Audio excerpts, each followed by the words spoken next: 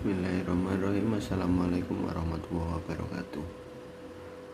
Baik, di sini saya Muhammad Saiful Asror akan mempresentasikan tentang sejarah dan ajaran aliran Maturidiyah. Baik, langsung saja pada sejarahnya. Abu Mansur Muhammad Ibnu Mahmud Al-Maturidi lahir di Samarkand pada pertengahan kedua dari abad ke-9 Masehi dan meninggal pada tahun 944 Masehi. Tidak banyak diketahui mengenai riwayat hidupnya. Ia adalah pengikut Abu Hanifah dan paham-paham teologinya banyak persamaan dengan paham-paham yang dimajukan Abu Hanifah.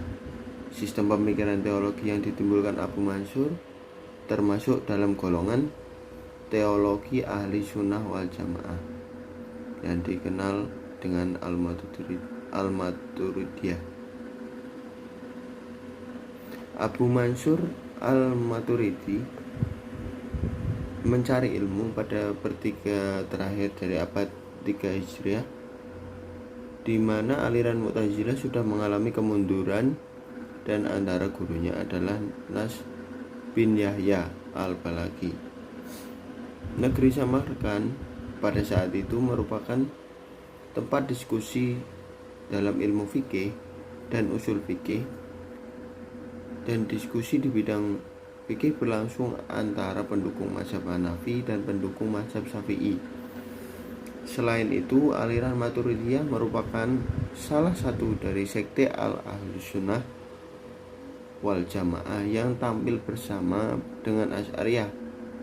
Kedua aliran ini datang untuk memenuhi kebutuhan mendesak yang menyerukan untuk menyelamatkan diri dari ekstremitas kaum rasionalis, di mana yang berada di barisan paling depan adalah Mu'tazilah, maupun ekstremitas kaum tekstualitas, di mana yang berada di dalam barisan paling depan adalah kaum Hanabilah atau para pengikut Imam Ibnu Hambal.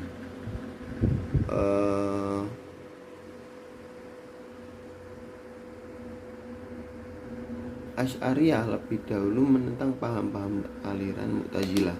Seperti yang kita ketahui, Al-Maturidi lahir dan hidup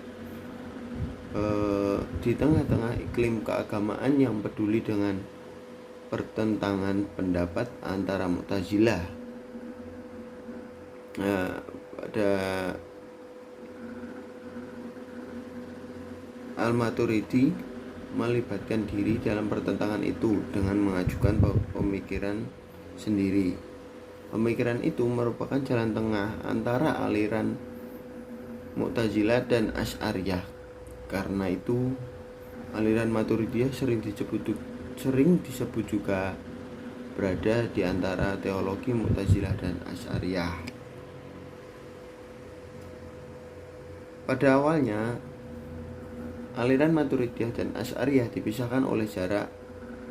Aliran Asy'ariyah di Irak dan Syam atau Suriah kemudian meluas ke Mesir, sedangkan aliran Maturidiyah di Samarkand dan di daerah di seberang sungai Oxus. Kedua aliran ini bisa hidup dalam lingkungan yang kompleks dan membentuk satu mazhab.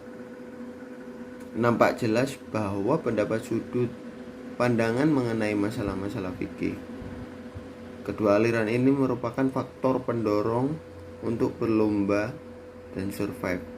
Orang-orang Hanafiyah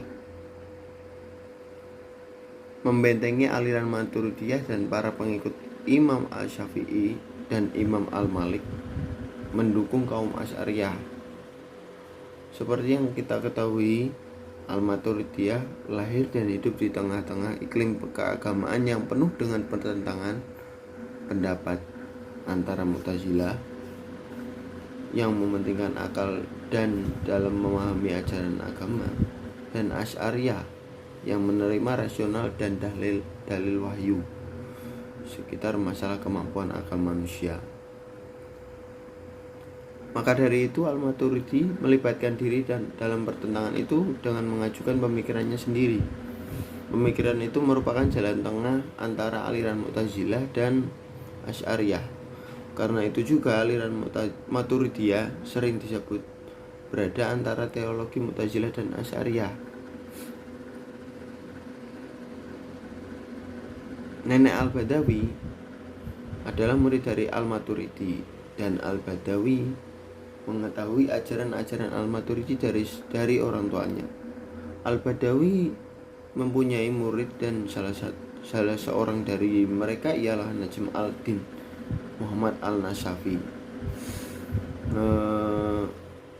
Ajaran aliran Maturidiyah. Sebelumnya kita memahami konsep ajaran dari aliran Maturidiyah sebelum terpecah menjadi dua golongan.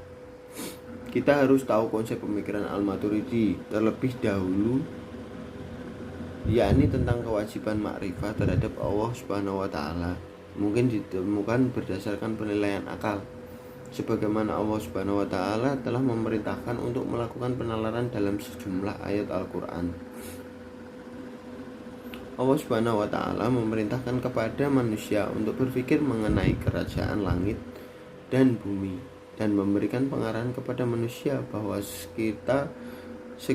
sekira akal pikiran diarahkan secara konsisten, terlepas dari hawa nafsu dan taklid, sesuai dengan apa yang di langit dan apa yang di bumi. Daripadanya, sesungguhnya pada yang demikian itu benar-benar terdapat tanda-tanda kekuasaan Allah bagi kaum yang berpikir. Quran Surat Al-Jadsitah ayat 45. Maka dari itu Al-Maturidi memberikan kontribusi pemikiran kurang lebih 3 ajaran, yakni mengenai sifat-sifat Allah, yang kedua mengenai sifat-sifat Allah, mengenai sifat-sifat aliran Asy'ariyah itu mengatakan sifat-sifat Allah Subhanahu wa taala merupakan sesuatu yang berada di luar zat. Mereka juga menetapkan adanya kudroh, irodah, ilmu baya, sama dan basor, kalam pada zat Allah Subhanahu wa taala. Kata mereka, semua itu merupakan sesuatu di luar zatnya. Mu'tazilah mengatakan bahwa tidak ada sesuatu di luar zatnya.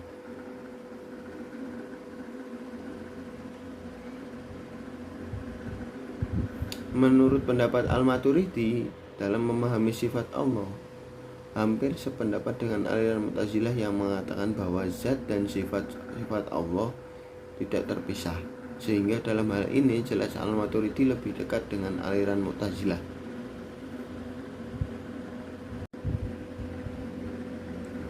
Selanjutnya saya akan menyampaikan ajaran-ajaran aliran Maturidiyah, yaitu kewajiban mengetahui Tuhan. Akal semata-mata sanggup mengetahui Tuhan, namun itu tidak sanggup dengan sendirinya. Hukum-hukum taklid. 1. Mengenai sifat-sifat Allah. Al-Maturidi menetapkan sifat-sifat seperti Hakim, Maha bijaksana, Basir, Maha melihat, itu bagi Allah Subhanahu wa taala. Tetapi yang mengatakan bahwa sifat-sifat itu bukanlah sesuatu di luar zatnya, bukan pula sifat-sifat yang berdiri pada zat dan tidak pula terpisah dari zatnya. Yang kedua, kebaikan dan keburukan dapat diketahui dengan akal. Yang ketiga, hikmah dan tujuan perbuatan Tuhan. Perbuatan Tuhan mengandung kebijaksanaan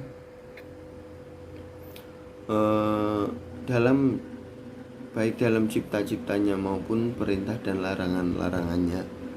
Perbuatan manusia bukanlah merupakan paksaan dari Allah, karena itu tidak bisa dikatakan wajib, karena kewajiban itu mengandung suatu perlawanan dengan irodahnya. Yang keempat, yaitu melihat Tuhan. Pada hari kiamat manusia akan berjumpa atau melihat Allah Subhanahu wa taala. Itu bagi orang-orang yang beriman. Namun dalam hal sifat dan bagaimana bentuk Allah Subhanahu wa taala, hanya Dialah yang mengetahui, dan sebagaimana kita tidak mengetahui kapan terjadinya hari kiamat. Yang terakhir yaitu pelaku dosa besar. Orang mukmin yang berdosa adalah menyerahkan persoalan mereka kepada Allah Subhanahu wa taala. Jika Allah Subhanahu wa taala menghendaki, maka Dia mengampuni mereka sebagaimana karunia, kebaikan dan rahmatnya. Sebaliknya, jika Allah Subhanahu wa taala menghendaki, maka Dia menyiksa mereka manusia sesuai dengan kadar dosa mereka. Orang mukmin berada di antara harapan dan kecemasan. Allah boleh saja menghukum dosa kecil dan mengampuni dosa besar. Sekian penjelasan dari saya. Kurang lebihnya, jika ada kekurangan saya minta maaf sebesar-besarnya. Terima kasih. Wassalamualaikum warahmatullahi wabarakatuh.